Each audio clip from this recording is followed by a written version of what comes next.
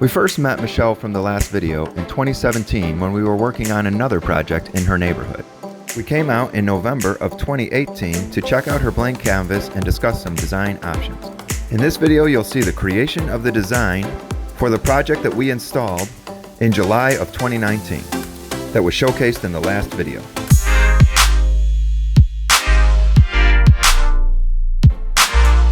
Right now, Doug is working on what we call the RGB.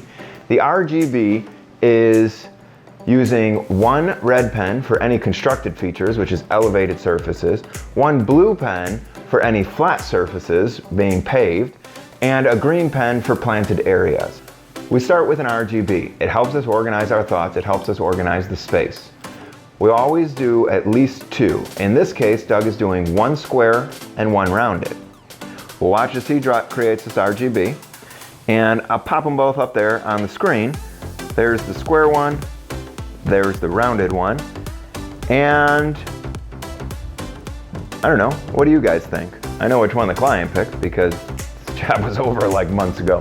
They both kind of accomplished what the customer wanted to accomplish. So now that the RGBs are done, we will have a separate meeting where we sit down and we talk about a lot of the designs that Doug's working on. Once we've massaged the RGB drawing exactly how we want it to be, we start on our hardline drawing. We put it on the trace table, we throw a clean sheet over, and we draw on the hard lines that make up the patios, the planting beds, and the turf areas. Once we have our structure in place, the next thing to do is to decide plants. Planting design is something that can have quite a few different departures.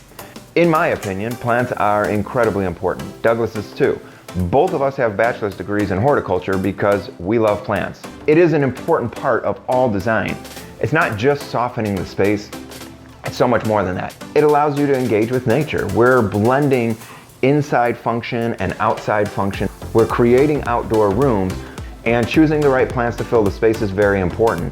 And understanding plants is very important. We need to understand site conditions, soil, drainage, sun, all sorts of things, height. There's a lot to know about plants and a lot of thought should go into it. Oftentimes when we discuss budget, we talk about phasing. I recommend the plants first. I recommend the shade trees and the structure plants, because if you bring in the trees, you're giving them more time to grow. Your patio is always going to be the same size, right? But your trees are going to be much smaller than you want them when you first plant them.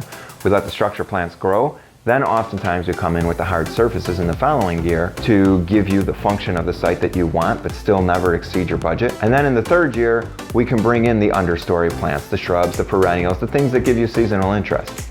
In this plan, the customer has expressed she doesn't want to phase this. She wants to get all of the hardscape surfaces in place, and she wants to do the plants. These people are do-it-yourselfers. They know that this patio is a much more labor-intensive project, and they didn't want to do the patio themselves. They wanted us to do the patio, but they still want to be part of the project, so they're going to do the plants and the mulch themselves.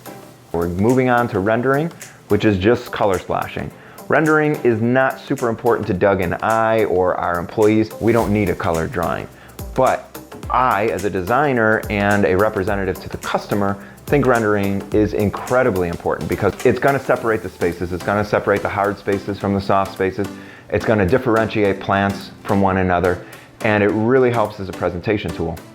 As landscape designers, we charge an hourly fee to create landscape design, and we allow the customer to choose whatever they want. They can have a hand-drawn plan, which is the lowest amount of time, and since we charge an hourly, it's going to be the least expensive product. We draw some elevations, and Doug and I are actually really good and really fast at drawing elevations.